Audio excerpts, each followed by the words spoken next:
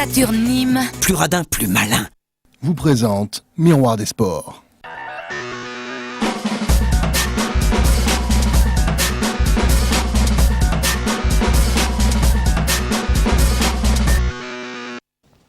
Miroir des Sports, première partie avec une large place accordée ce soir au sport automobile et à la 53e édition du Critérium des Cévennes. Nous avons ce soir trois invités en plateau pour commenter cette actualité. Tout d'abord, l'organisateur de ce Critérium des Cévennes, Joël Marenne. Bonsoir. Bonsoir. On vous retrouve une semaine après déjà votre première venue. Vous étiez venu expliquer un petit peu les préparatifs de cette course. On rappelle que vous êtes présidente de l'association sportive automobile de l'Hérault.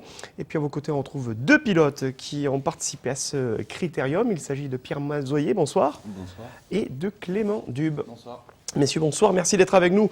Ce soir, on va très largement revenir sur ce Critérium des Cévennes, événement sportif du week-end entre le Gard et l'Hérault, avec une épreuve, on peut le dire, qui a basculé sur un changement de roue lors du dernier chrono.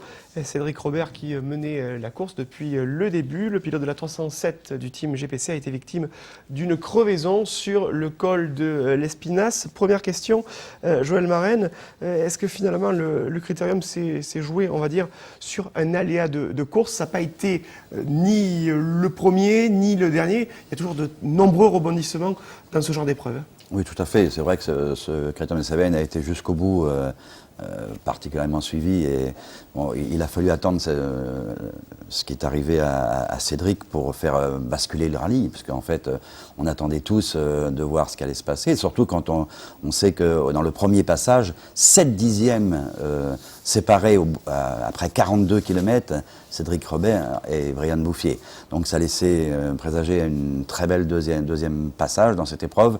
Malheureusement, le sort en a voulu autrement pour Cédric. Alors à vos côtés, Clément Dube et Pierre Mazoyer, vous partagez le volant de la Punto Super 2000 du team GPC. Ça a fait partie, on va dire, des aléas de course. Est-ce que vous pourriez un petit peu nous présenter votre équipage, Pierre? Bonsoir. Bonsoir. Donc de mon côté, je suis dans le baquet de droite, puisque je suis le copilote de Clément. Et donc Clément? Et ben moi, donc, vous êtes à gauche. Pilote, voilà. Et Pierre est donc à ma droite, tout à fait. La présentation de la voiture un petit peu par rapport à ce rallye, comment ça s'est déroulé? Comment ça s'est déroulé et un petit peu les qualités de la voiture. Et ben pour nous, c'est donc une Fiat Punto Super 2000, c'est un 2 litres atmosphérique, c'est une voiture 4 roues motrices. Les gros points forts de cette auto sont le châssis et le freinage. Après, voilà, c'est une voiture très pointue à conduire parce qu'elle manque un peu de puissance. Donc voilà, on n'a pas trop le droit à l'erreur si on veut pouvoir faire des bons chronos. On va parler un petit peu et rappeler à nos téléspectateurs qui ne sont pas forcément des spécialistes du sport automobile, quelle est la notion justement de réciprocité et d'échange entre le pilote et le copilote. Quel est votre rôle, Pierre? Mon rôle premier, bien sûr, pardon, c'est bien sûr de lire les notes pour Clément, pour lui indiquer la route et surtout lui donner le rythme, le plus important. On a donné le rythme et puis c'est vrai que le métier de copilote, c'est aussi beaucoup de travail de préparation. Il doit savoir pendant les reconnaissances, donc avant le rallye, quelle route on doit emprunter. Et c'est lui qui s'occupe de savoir où on va dormir. Enfin, c'est le travail le plus ingrat. C'est vraiment 70%, on dira, du résultat d'un rallye. En tant que pilote, qu'est-ce qui vous plaît plus particulièrement dans ce tracé du Critérium des Cévennes? C'est déjà la beauté de la région, c'est l'aspect technique de ces petites routes qui sont très étroites, très bosselées, beaucoup de passages sur des petits murets, des petits ponts, beaucoup de changements de direction. Voilà, c'est des châtaignes aussi en cette période qui font que c'est un des rallyes les plus difficiles peut-être du championnat de France. L'avant-dernière manche de ce championnat de France des rallyes. On va justement revenir sur les préparatifs de cette épreuve avec ce reportage signé la semaine dernière, juste avant le départ, par notre reporter Olivier Rachard.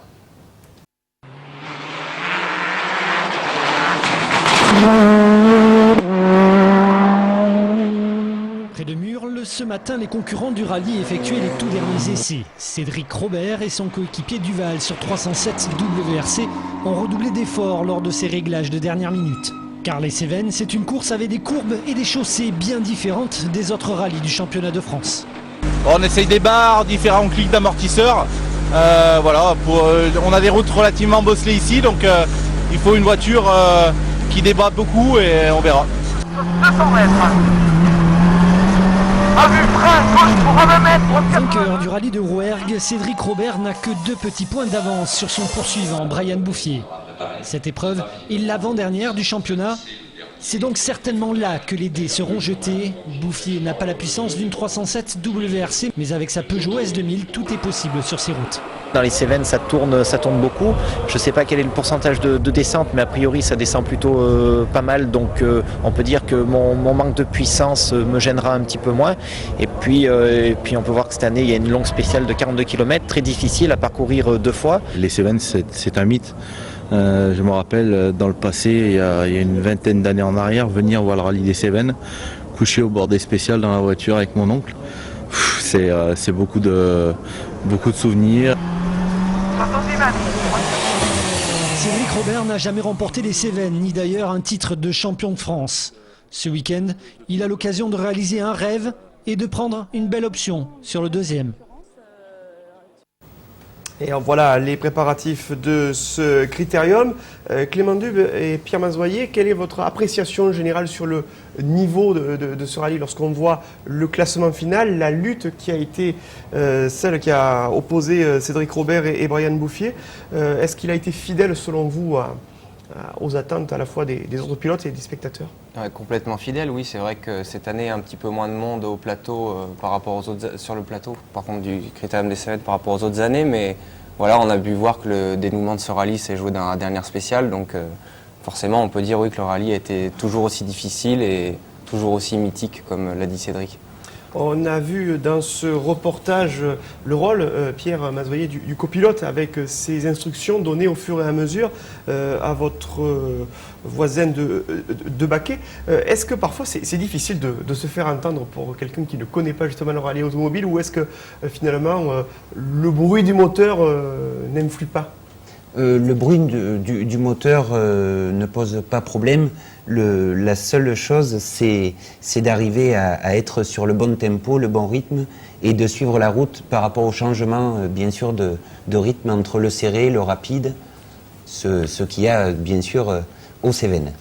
Alors, il y a eu beaucoup de dépenses d'énergie de la part de Brian Bouffier, qui a donc coiffé le titre final, en tout cas dans ce critérium des Cévennes. Il y a cru jusqu'au bout. Joël Marenne, comment vous pouvez qualifier un petit peu le profil de cette victoire finale de Brian Bouffier? Il est vrai que Brian Bouffier avait une auto particulièrement faite, je dirais, pour le critérium des Cévennes. Il faut savoir qu'une S2000, il y a quelques centaines de kilos d'écart par rapport à la voiture de Cédric Robert. Et dans les Cévennes, ça compte énormément.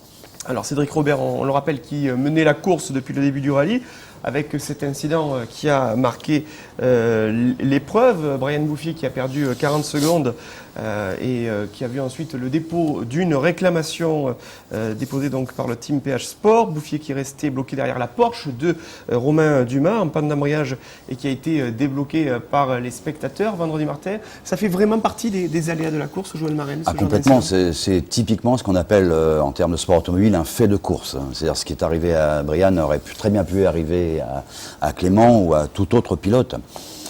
Voilà, ça fait partie des petites mésaventures qui peuvent arriver. Et en termes de réglementation, il n'y a rien à dire par rapport à ça, quoi. Même si au bout, il y a un titre de champion de France qui, on le sait, est très Même disputé. si, bien évidemment, je peux comprendre la réaction de Brian Bouffier et de son écurie, mais bon, c'est lui, mais ça aurait pu arriver à Clément ou à un autre pilote. Alors justement, on va revenir sur les premières spéciales de ce critérium des Cévennes, avec les épreuves qui se sont déroulées de nuit, mais également au cours de la journée de vendredi.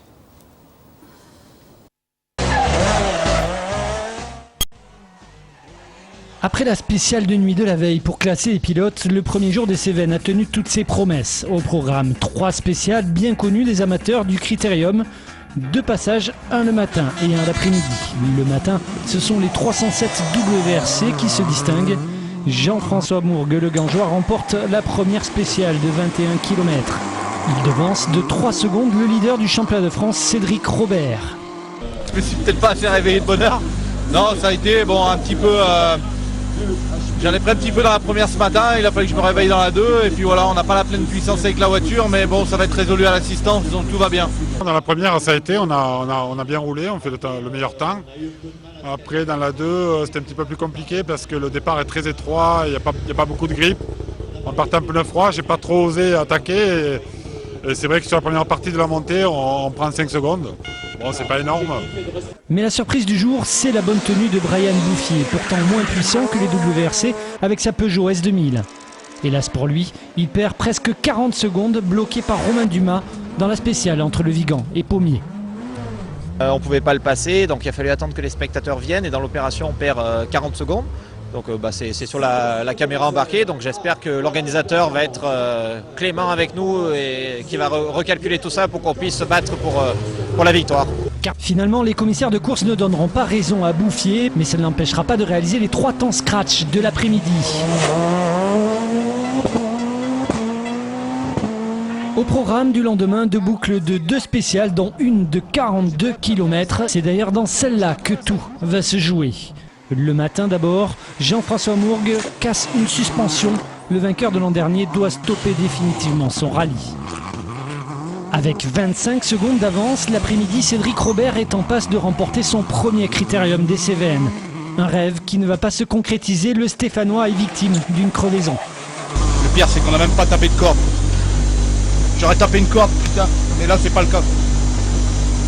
C'est donc Brian Bouffier, le pilote officiel Peugeot, sur sa 207 S2000 qui remporte son premier rallye des Cévennes devant Robert et Gascou.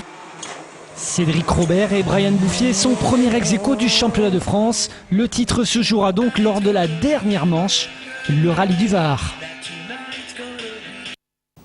Le rallye du Var qui départagera donc les 2 pilotes, Cédric Robert et Brian Bouffier, qu'on a entendu forcément vendredi, pas mal d'amertume dans ses propos, Joël Marraine, lorsqu'il dit « J'espère que l'organisateur en tiendra compte », alors que ce n'est pas à l'organisateur à tenir compte de ce genre d'aléas de course, c'est plutôt au commissaire sportif. Complètement, tout à fait. Je suis surpris de l'entendre dire ça. Je veux dire, c'est pas l'organisation qui décide de ce qu'on fait ou ce qu'on ne fait pas, c'est le collège des commissaires sportifs et eux seuls qui peuvent prendre une décision. Ce n'est pas les organisateurs. Alors c'est un collège que l'on considère un petit peu comme un conseil des sages. Il est très compliqué aussi de prendre une décision aussi rapidement par rapport au déroulé du rallye. Non, les gens qui sont présents au collège des commissaires sont des gens compétents et qui ont l'habitude de travailler sur des épreuves de cette importance. Bien évidemment, on se retrouve parfois devant des situations difficiles, parce que en fait, là, c'est vrai que Brian Bouffier défend son titre de championnat de France, mais je répète ce que j'ai dit tout à l'heure. En fait, c'est un fait de course et ils ont pris la décision qu'ils ont souhaité prendre. Voilà. Mais ça ne dépend absolument pas de l'organisateur. Au niveau justement de la règle qui régit le collège des commissaires sportifs, vous-même, quel a été, en tant que commissaire sportif, puisque vous n'êtes pas qu'organisateur, vous êtes aussi amené justement à faire partie de ce genre de réunion, quel est le cas le plus litigieux sur lequel vous avez été amené à intervenir ? Voilà, il y en a quelques-uns, mais ils sont tous litigieux quand on arrive à un stade comme celui-là, parce que c'est vrai que Brian Bouffier défend son titre, ils étaient à 2 points d'écart avant les Cévennes. Presque tous les cas sont litigieux en fait. Quelle que soit l'importance du pilote, tous les cas sont traités de toute façon de la même façon.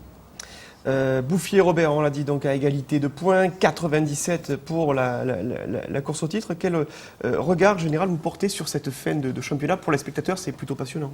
Oui, tout à fait. Moi, je pense que les gens qui vont se rendre sur le prochain rallye, j'espère que sportivement parlant, ça se passera bien et que la finale dira en fait exactement, donnera le résultat, quoi. Qui plus est, entre ces 2 pilotes, on a vu tout au long du week-end des chronos très très proches en plus. Oui, c'est exact. La grande surprise, ça a été sur la spéciale de 42 km, où au premier passage, 7 dixièmes, après 42 km d'épreuve dans les Cévennes, 7 dixièmes séparaient Brian Bouffier de Cédric Robert. Ça, c'est assez rare quand même.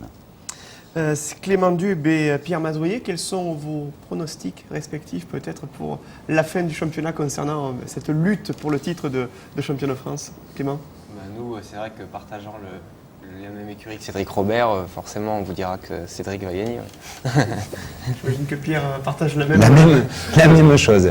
Opinion. Quelles sont en termes de qualité, de force en présence, les qualités de chacun de ces deux pilotes sur une épreuve comme le rallye du Var par exemple, qui va donc les départager au final? Je pense que d'abord Cédric Robert est fort de son expérience, ça fait quand même pas mal d'années qu'il roule à haut niveau. Il a un petit peu moins de, comme on dit dans le jargon automobile, de roulage ces derniers temps par rapport à quelqu'un comme Brian Bouffier qui enchaîne le championnat de Pologne et le championnat de France, toujours sur la même auto. Donc il a une auto qu'il connaît parfaitement et qui de plus est toujours en phase de développement, donc une auto qui progresse de course en course. Allez, on aura l'occasion de revenir sur la victoire finale de Brian Bouffier et puis de recueillir l'opinion de Cédric Robert une fois le drapeau à damier passé. On s'intéressera également à la course de nos invités, Clément Dube et Pierre Mazoyer. Tout cela après une courte page de publicité.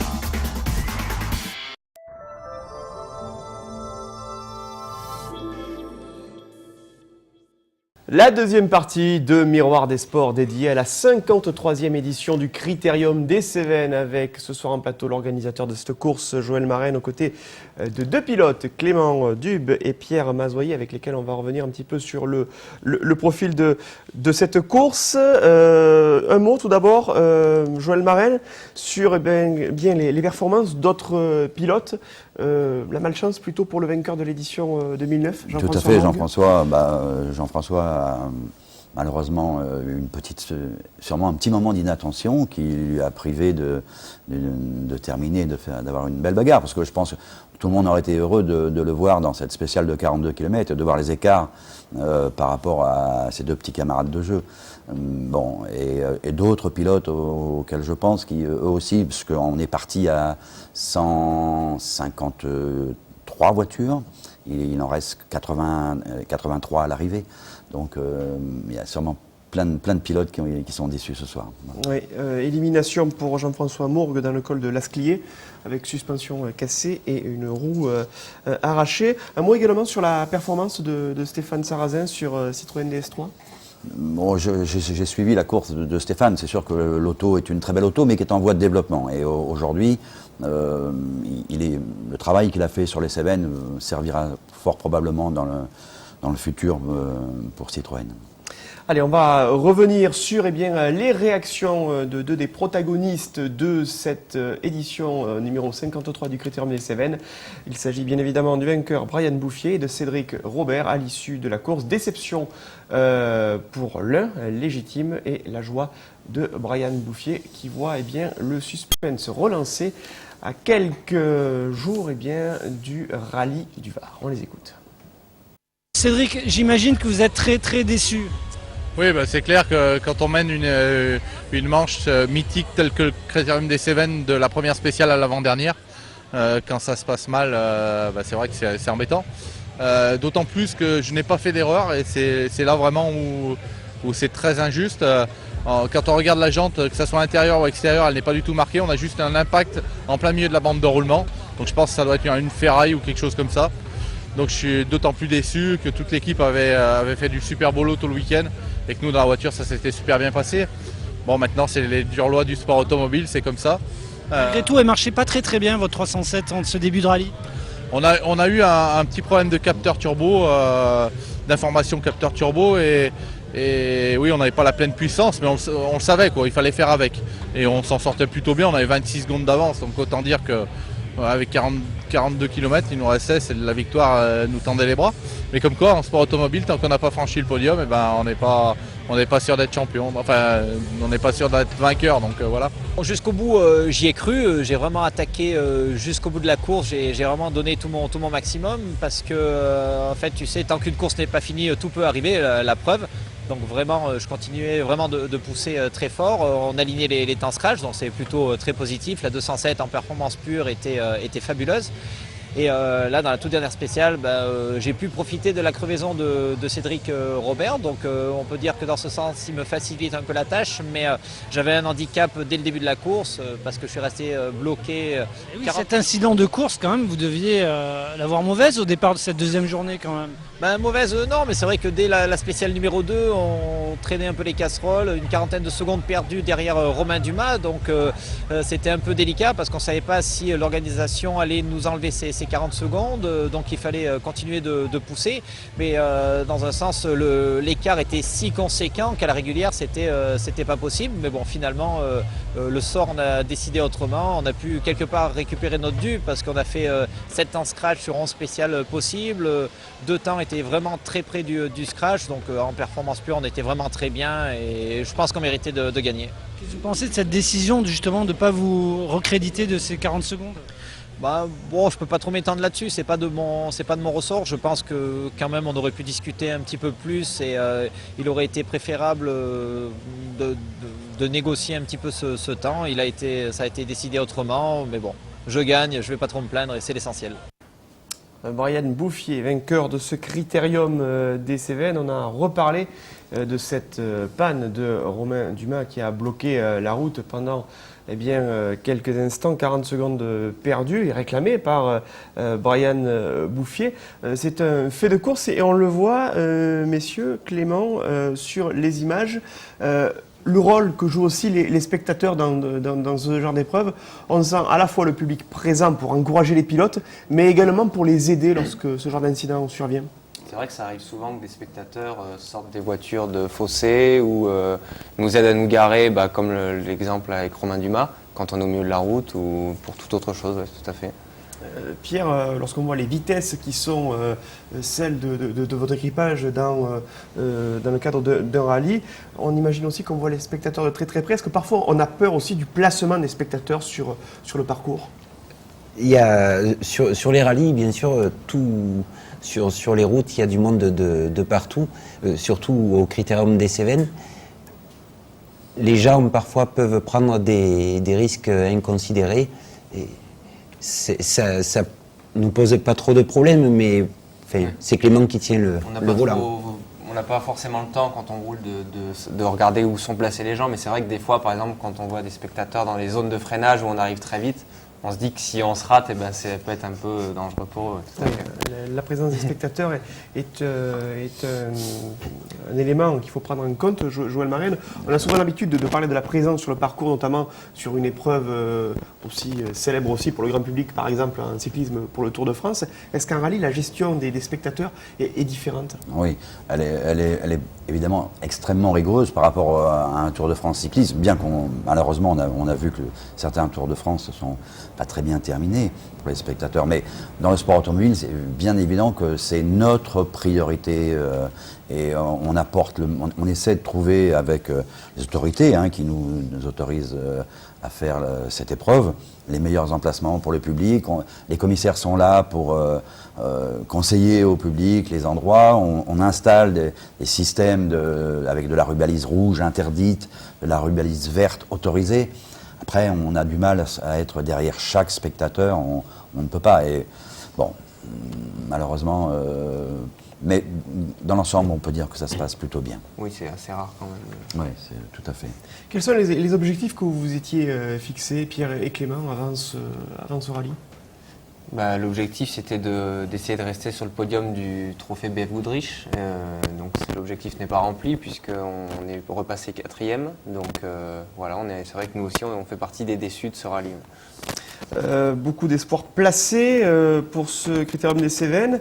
Vous avez parlé, je crois, pour qualifier un petit peu votre début de rallye, que vous avez roulé à un rythme qualifié de trop sécuritaire. Comment vous expliquez ce qualificatif? Je l'explique d'une façon où, pour aller faire un très bon chrono, il faut oser tout le temps attaquer. Et c'est vrai que dans cette première spéciale de nuit qui était très rapide et très bosselée, que je ne connaissais pas du tout, et des fois j'ai préféré relâcher un petit peu ou freiner un petit peu trop pour assurer justement cette première spéciale et quand même pouvoir repartir le lendemain, pas faire une erreur dès le premier jour. En tant que copilote, Pierre, le fait de débuter par une spéciale de nuit, ça implique, on imagine, beaucoup de vigilance et encore plus d'anticipation? Beaucoup plus d'anticipation. Après, c'est sûr que débuter de nuit, surtout aux Cévennes, sur une spéciale comme celle-ci, qui finit sur du gros rapide, c'est quand même assez compliqué à gérer. Normalement, ça aurait été à moi de le pousser, de le remotiver un peu pour qu'il prenne un rythme supérieur. 12e place vendredi matin avec une mise en route estimée difficile par le manager technique du team, Patrick Barbier. Comment vous l'expliquez? Oui, déjà dans ma prise de notes, j'en avais discuté avec lui, je lui avais dit que je m'étais sûrement un petit peu, comme on dit, sous-noté pour justement ne pas commettre d'erreur, mais c'est vrai que voilà, maintenant on arrive à un niveau où on peut pas, même si on rate une spéciale comme on l'a fait, on sort de suite du top 10 alors que on devrait y être normalement largement. Alors parmi les autres éléments aussi qui sont revenus concernant votre équipage, avec le recul nécessaire, quel choix finalement vous auriez fait en termes de gestion des pneumatiques? En gestion de pneus, je pense qu'on n'était pas trop mal. Je me suis un peu entre guillemets planté au départ de la première spéciale de 25 km. J'avais choisi des pneus tendres et je suis parti un petit peu trop gonflé. Donc ma gomme a trop chauffé et là c'est vrai que les 5-6 derniers kilomètres de la spéciale étaient très compliqués. Ouais. Les variations climatiques aussi ont dû jouer par rapport à l'asphalte? Oui, tout à fait. C'est vrai que les Cévennes, ça monte, ça descend beaucoup. Il y a un petit peu des endroits où c'est humide, donc les pneus chauffent ou refroidissent suivant les endroits. Oui. Il a été question également de la dureté de la boîte de vitesse. C'est vrai que de ce côté-là, tout le rallye, on n'a pas vraiment réussi à déceler le problème. Les rapports de montée de vitesse ne rentraient pas bien, à m'en faire mal à l'épaule. Donc à la fin, je préférais débrayer plutôt que de continuer comme ça. Alors là, on a abordé un petit peu les problèmes que vous avez rencontrés, mais il y a eu aussi les choses qui sont allées crescendo dans le bon sens avec un 7e temps sur la 4e spéciale, le Luc Alzon, où vous avez quand même commencé à prendre confiance dans le potentiel de la voiture et dans l'équipage. Oui, on a commencé un petit peu à se libérer donc à partir de la 4e spéciale et voilà, on commençait à se sentir à l'aise, tout à fait. On va redécouvrir quelques images en caméra embarquée dans votre voiture, Clément et Pierre, justement, des images qu'on découvre ici. Ça, c'était lors de la première spéciale de nuit. La première spéciale de nuit, oui. Donc on voit ici le parcours. Là, vous êtes à quelle moyenne de vitesse? Je sais pas, là, je pense qu'on a dû mettre la 5e. Je sais pas quelle vitesse exactement ça représente. Là, dans le grand bout de ligne droite, on doit bien arriver à 150 ou 160 au bout, oui, sans aucun problème. Oui. Une première spéciale. Pour vous, Pierre, il y a eu des difficultés particulières sur les différentes spéciales que vous avez été amené à gérer aux côtés de Clément. Les plus gros problèmes, ça a été quoi en fait? Dans l'ensemble, ça s'est plutôt bien passé. Là où on s'est surtout le plus régalé, c'est dans la spéciale de 42 km, où là par contre il faut arriver à rester concentré, bien sûr, toute la durée, sachant que c'est une spéciale qui se court sur une durée à peu près de 25 minutes, ce qui représente quand même pas mal de temps. Toujours très spectaculaire, Joël Marraine, que de redécouvrir ces images de l'intérieur. Oui, absolument. Ouais. Depuis le baquet. Hein. Mais j'envie beaucoup Pierre, quoi, en fait. On voit ici la succession de virages. Et on le voit, il y a toujours des fidèles spectateurs qui, de nuit, sont là pour accompagner par des températures qui, parfois, ne sont pas forcément des plus clémentes. Hein. Tout à fait. Au mois d'octobre dans les Cévennes, Clément. Oui, c'est vrai que c'est impressionnant. On voit quand même ça, particulièrement au rallye des Cévennes, beaucoup de spectateurs. Et encore, je trouve que là, par rapport à certaines années, il n'y avait pas grand monde, parce que d'habitude, il y a beaucoup de feux de camp, de projecteurs, de campements. Enfin, c'est vraiment impressionnant. Hein. Les aléas de la course, une pierre et la casse de l'amortisseur, synonyme d'abandon pour vous, à seulement 5 km du départ entre le Vigan et Pommiers. Alors, vous êtes ensuite passé un super rallye. Est-ce que vous pourriez expliquer à nos téléspectateurs justement comment on glisse on va dire d'une catégorie à l'autre? Ben voilà, c'est quand on abandonne, les organisateurs nous permettent de courir en super rallye. Donc on prend un temps forfaitaire parce que bien évidemment on a abandonné, donc on n'a pas pu rester dans le timing de la course. On prend un temps forfaitaire et qui nous permet de pouvoir rouler le lendemain pour le plaisir, pour régler une auto. Et puis là, on a aussi la chance d'avoir le temps, notre temps, comme si on était en course par rapport aux autres. Donc ça permet aussi de voir où on se situe aussi. Ouais, si je peux me permettre d'intervenir, cette possibilité n'est donnée qu'aux concurrents inscrits au championnat de France. Hein. Voilà, c'est un détail important. Et qui méritait d'être souligné. 6e temps pour vous entre Torgueil et Notre-Dame de la Rouvière, avec des conditions météorologiques peu évidentes. Le brouillard qui s'est invité? Pas évidente, oui. On est arrivé dans la zone de brouillard. Du coup, on est passé à un rythme en dessous. Et les pneus, du coup, ont baissé de température. Et du coup, pour toute la fin de la spéciale, environ 10 km, un petit peu sur la réserve, parce qu'on a eu du mal à remettre les pneus à réchauffer les pneus. Pardon. Et puis Pierre, vous avez évoqué tout à l'heure la dernière spéciale de 42 km avec un très bon chrono, là aussi amélioré de 55 secondes, et ce qu'on appelle, et ce qu'on a entendu dans le sujet précédent, un 3e temps scratch. Est-ce que vous pourriez expliquer à nos téléspectateurs ce qu'est un temps scratch? C'est tout simplement le temps par rapport à l'ensemble des concurrents. Voilà, donc 3e temps scratch, si nous sommes, comme disait notre président, 152 autos au départ, bon, le samedi en fin d'après-midi, on était moins, forcément, mais on était 3e sur l'ensemble des concurrents. C'est le 3e meilleur temps pour toute catégorie confondue. Ce qui est quand même plutôt sympathique. Une jolie performance. Et quels enseignements vous allez tirer de ce critérium des Cévennes? Eh bien, on était satisfait de notre préparation de rallye. Je pense qu'il nous manque encore beaucoup de travail effectué lors des reconnaissances. Être plus vigilant justement à ces pierres, à ces cordes, passer plus de temps sur les spéciales et faire plus attention à notre système de notes, essayer de l'améliorer et travailler dans ce sens-là. Alors, vous l'avez dit, il y a la perte d'une place au BF Goodrich, 4e au classement provisoire derrière Emmanuel Guigou, Ludovic Gall, Julien Morin et Marc Amorette ex aequo. Les objectifs en vue de la prochaine épreuve? Au rallye du Var, bien sûr, ce sera d'essayer d'être le mieux placé sur le trophée. On peut encore rentrer sur le podium pour la fin du championnat, donc on va tout donner pour essayer d'y rester, d'y remonter surtout. Et la préparation pour vous, Pierre, de ce rallye, c'est un parcours qui vous plaît? Le rallye du Var, c'est une très belle région aussi, avec des routes très sinueuses. C'est quelque chose, il faut que je m'y penche dès maintenant. Voilà.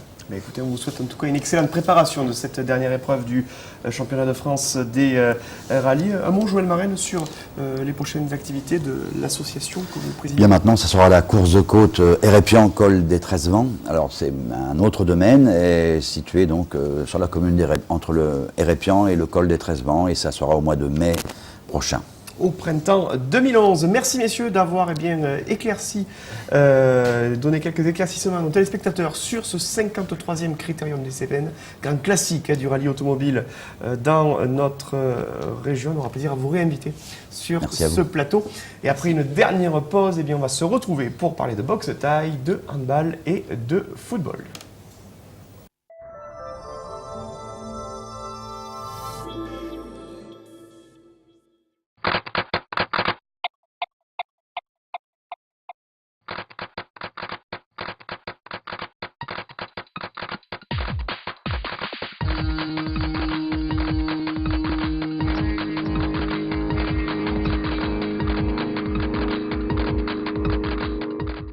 Gare au décor, des carrelages d'exception, c'est au Mas des Rosiers, route de Montpellier à Nîmes. Venez découvrir chez Caro Décor toutes sortes de carrelages et faïences pour votre habitation, sol, cuisine ou salle de bain, ainsi que son espace décoration et aménagement extérieur. Caro Décor, c'est au Mas des Rosiers. Et pour ces 10 ans, pour plus de 300 € d'achat, Caro Décor vous offre la colle.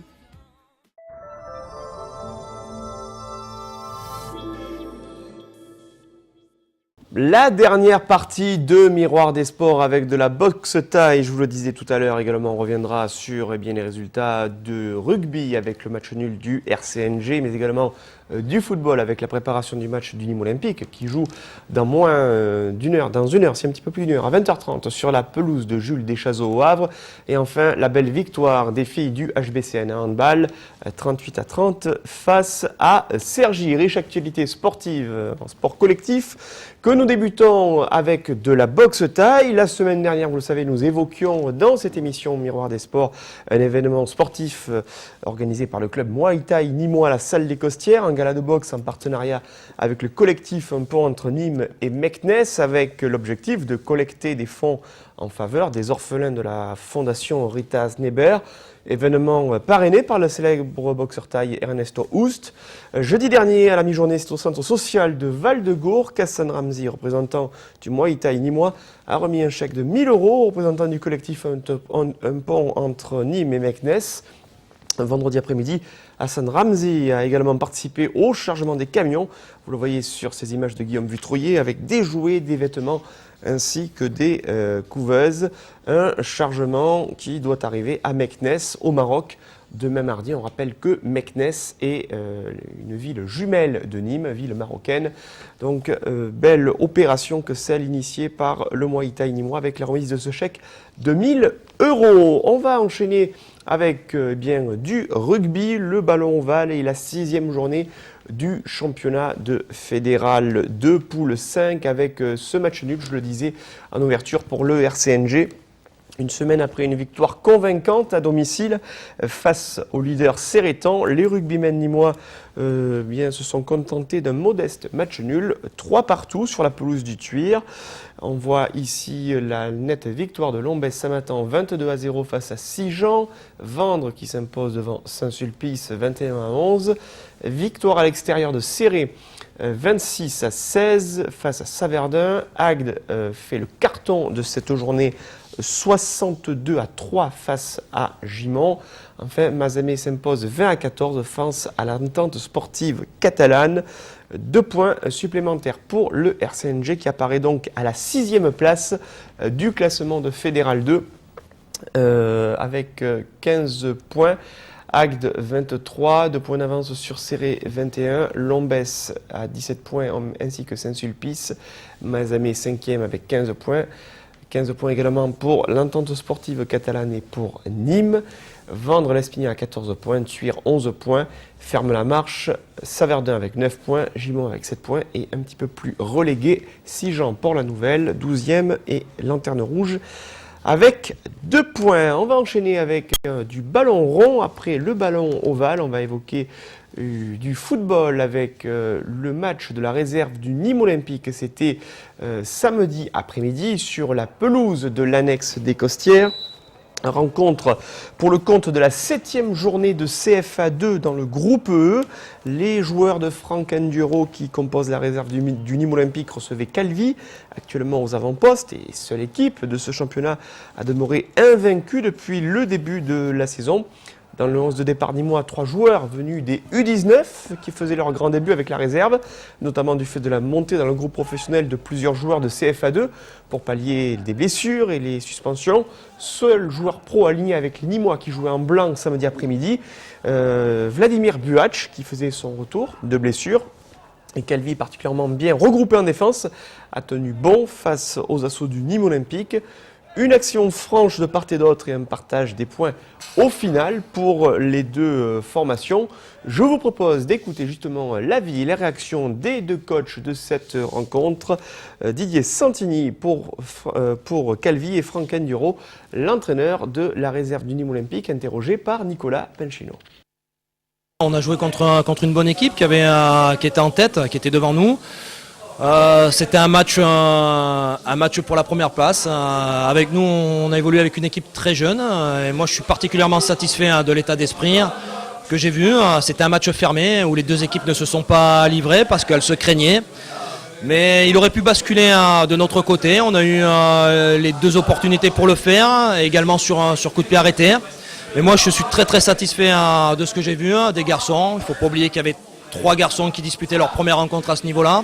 Donc c'est très encourageant pour la suite. Nous, on est très contents de voir des garçons aller faire leurs armes avec les pros. On est là pour ça, hein. C'est notre travail. Et puis ce qui est d'autant plus satisfaisant, c'est que ça ouvre des places pour que les garçons comme les 19 montent et viennent montrer un petit peu leur qualité.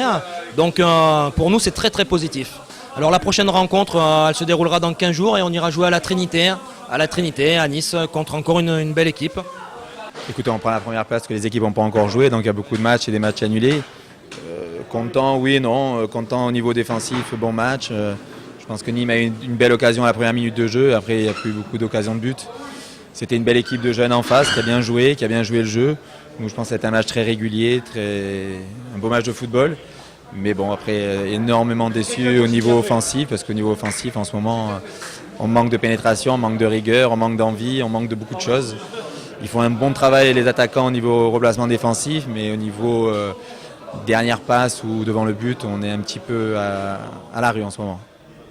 0 partout donc entre Nîmes et Calvi, tout comme entre Lavalette et Trinité. Le leader Gardanne s'impose face à Bastia. 2 matchs remis, vous l'avez entendu dans les propos de Didier Santini. Corté, Marseille, Consola et Furiani, Fréjus, Saint-Raphaël. Belle victoire de la réserve de Montpellier sur la pelouse de Bagnoles-Pont, 4-1. Succès à l'extérieur également pour Toulon qui est allé battre Borgo, 2-1. Et partage des points entre Nice et grâce au classement de CFA2.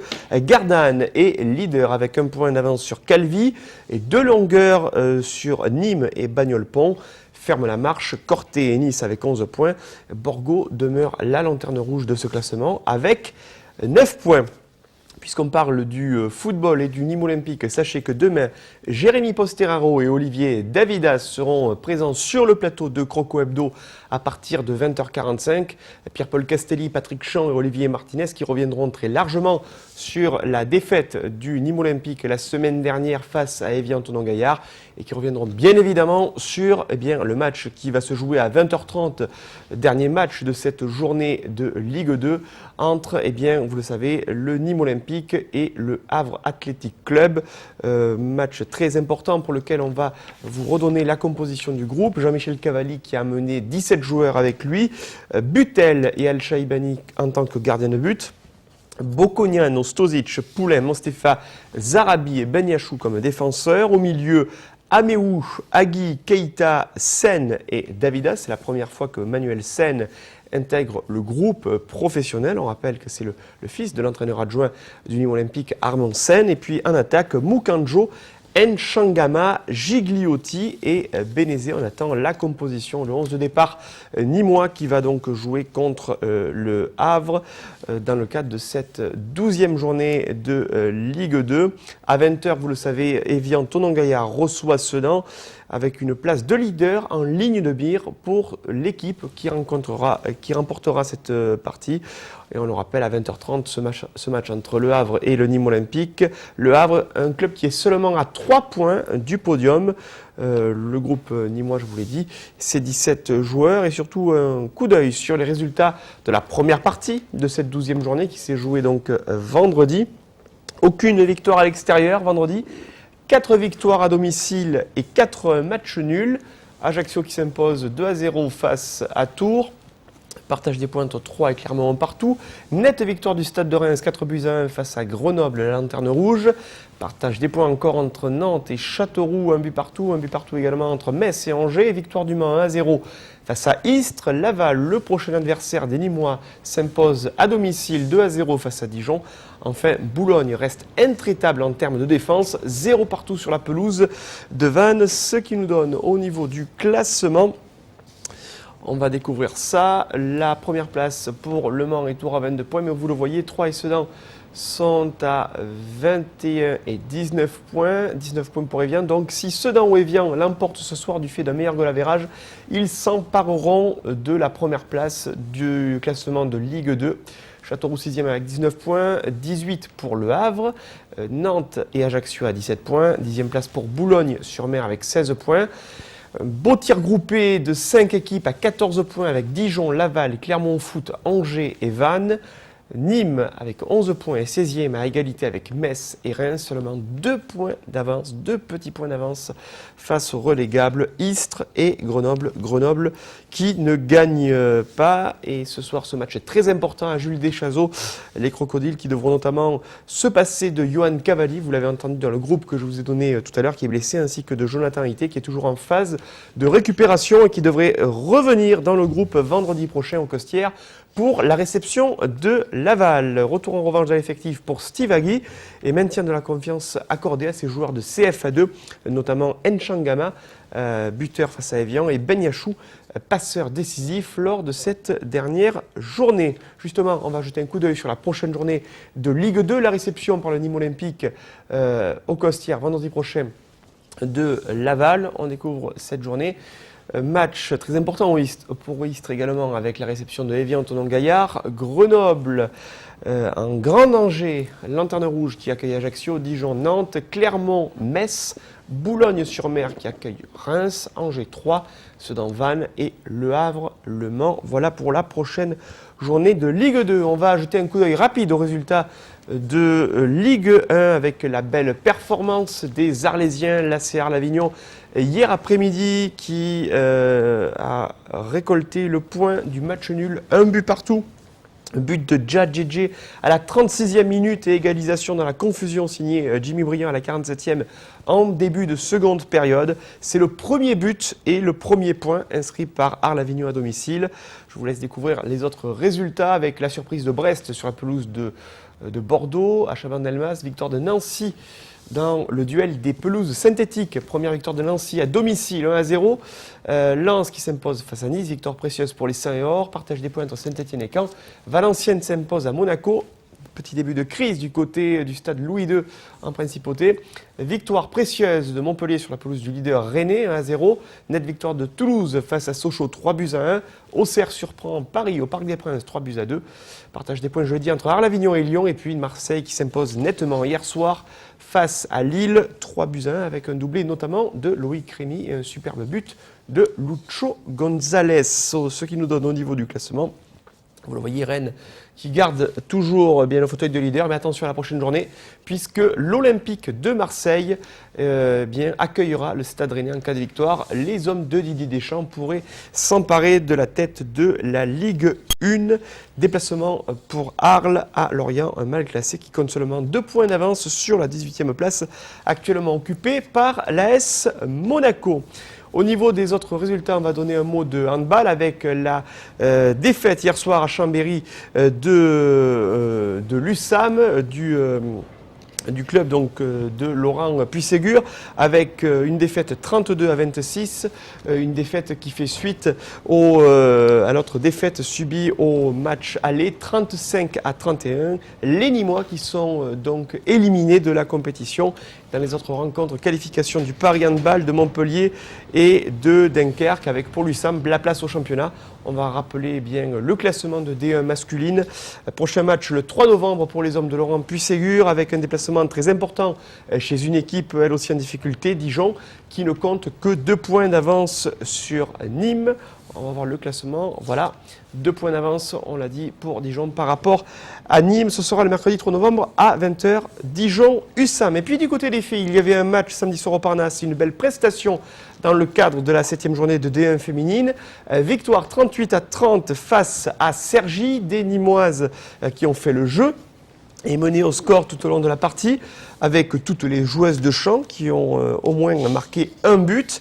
La plus prolifique a été Lenka Kisuchanova avec 9 réalisations, dont 3 sur penalty, devant Camille Aiglon, elle aussi très efficace avec 8 buts, puis Delphine Cara avec 5 réalisations. La mauvaise nouvelle de la soirée concerne Madalina Simulé, auteur de 3 buts, qui va hélas rejoindre l'infirmerie du HBCN après une mauvaise réception sur un tir occasionnant une blessure au genou droit et pour laquelle des examens apporteront plus d'informations. Madalina Simulé absente pour une période encore indéterminée. Cela fait beaucoup après l'absence de Cindy Champion lors des 6 premières rencontres. La luxation au genou de Chloé Bulleux la semaine dernière et qu'on ne reverra pas sur le terrain jusqu'en janvier. Et puis enfin Sophie Arbrecht qui s'est fait une entorse de la cheville la semaine dernière à l'entraînement. Cette dernière sera remplacée en équipe de France par une autre Nîmoise, Delphine Cara, qui rejoindra les Bleus cette semaine en stage à Cap-Breton. Ça fait beaucoup de mauvaises nouvelles pour le HVCN malgré la victoire. Les réactions au micro de Nicolas Pinchino, de Camille Aiglon, l'un des buteurs, et du coach Manuela Ili. C'est vrai que c'était compliqué parce que dès qu'on a serré un petit peu notre jeu, on arrivait à faire le trou et après il fallait essayer de rester concentré de la même manière, pas se relâcher en défense. Et c'est vrai que dans des matchs comme ça, 60 minutes c'est long. Donc voilà, on a alterné les bonnes périodes et les périodes un peu de relâchement, mais l'essentiel est là et puis au final c'est quand même avec la manière de 8 buts. C'est vrai que d'entrée de jeu, notre effectif n'était pas très important, donc l'inquiétude, on savait que c'était ça. S'il y avait des blessés dans la saison, ça risquait d'être compliqué. Là, 3 semaines, 3 blessés, ça commence à faire beaucoup. J'espère surtout que ce ne sera pas une blessure grave pour Madalina. Et voilà, les autres, on se serre les coudes et on essaie de gagner les matchs quand même. Mais c'est vrai qu'en plus des blessés, on a Maureen Marshall qui normalement joue son dernier match. On croise encore les doigts parce que c'est vrai que quand une sportive de haut niveau est obligée de partir comme ça, c'est vraiment ralent. Donc ça nous ferait une 4e fille en moins sur l'effectif et pas des moindres parce qu'en défense, elle apporte énormément. En attaque, on l'a vu ce soir, elle est très précieuse aussi. Donc voilà, on pourrait être satisfaite à 100% ce soir après le début de championnat qu'on fait, mais c'est vrai que c'est de grosses ombres au tableau quand même. Il y a beaucoup de filles qui sont dans le collectif ici qui sortent du centre de formation du club, donc voilà, c'est une tradition qui se perpétue et voilà, les jeunes qu'on voit arriver, elles tiennent leur rang sur le terrain, il n'y a pas de souci de ce côté-là, donc heureusement. C'est vrai que c'était un match qui n'était pas beau à voir. C'est vrai que contre cette équipe de Cergy, on a dit qu'on se met la pression pour pouvoir garder notre qualité de ce qu'on a fait jusqu'à maintenant. Mais c'est vrai que quand on a autant de blessés dans 7 jours et que Maddy se blesse, Maureen, elle est en pleurs, c'est son dernier match avec nous, de ce qu'on sait, parce qu'elle va prendre ses fonctions professionnellement. On est un petit peu heureux de nos résultats, mais malheureux parce qu'on ne peut pas crier avec les bras hauts, victoire, on est à la première place avec Toulon. C'est compliqué, c'est vrai qu'on a tous les entraîneurs ont des difficultés à gérer tout au long d'une semaine, tout au long d'un championnat entier, mais quand ils arrivent comme ça au fur et à mesure et qu'on sait qu'on a un groupe restreint, les 3 blessures qui sont parvenues les 7 derniers jours nous laissent ce goût amer. L'amertume et les soucis de Manuela Ili sur la gestion de l'infirmerie. On va découvrir les résultats de cette journée de championnat de D1 féminine avec le HBCN qui s'impose 38-30 face à Cergy. Victoire de Toulon 35-23 à Fleury. Mios qui s'impose face à Dijon. Ici les Moulineaux qui est défait par Arvor à domicile au classement. Les Nîmoises sont leaders de ce classement de D1 féminine avec 2 points d'avance sur Arvor. En attendant le déplacement de Metz à Toulon mercredi, les panneaux de résultats concernant la D2 féminine et Bouillargues qui était exempté le week-end dernier pour la 6e journée. Les résultats sont les suivants. Octeville s'impose face à Abbeville 28-17, 26-23 pour Bègle. Le Plan de Cuques s'impose face à la Motte Servolex 27-17, 27-25. 2 buts d'avance pour Noisy-le-Grand face à Angoulême. Et enfin, victoire à l'extérieur de Mérignac sur le parquet de Vaux-en-Velin. Au classement, Bouillargues compte un match en moins par rapport à la majorité des autres équipes. Le Sonal qui accueillera l'Es PTT Nice Handball le samedi 6 novembre à partir de 20h30. Voilà en ce qui concerne l'actualité sportive de ce lundi. Rendez-vous lundi prochain, 1er novembre, pour un best-of de Miroir des Sports, jour férié oblige. Et puis retour le 8 novembre, notamment avec les filles du HBCN qui seront les invités de cette émission. Camille Aiglon et Fanny Bosque sur le plateau de Miroir des Sports. Dans un instant, le journal. Très très belle soirée sur Télémiroir.